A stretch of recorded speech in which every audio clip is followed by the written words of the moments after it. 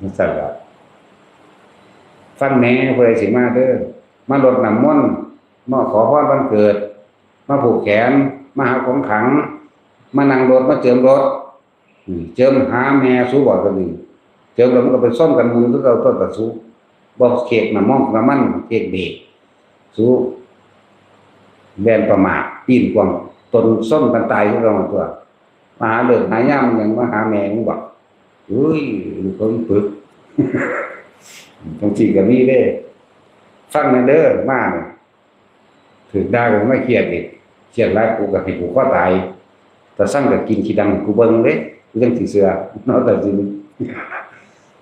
มาเอาความขังมันจะอึดอยากนี่แม่งบ่ขังซื่อซุ่มบ่อึดบ่อยากซื้อเอาทางที่ขังบัดนี้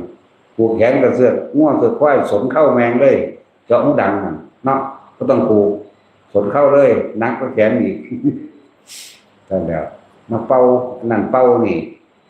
เอ้ยแต่สู้อยากเป่าน้ำมนต์มันสู้ก็ไปลานศพรถที่มันมีถังลมเยอะสั่นเนาะอาจารย์เป่ามันขนหัวออกรถนี่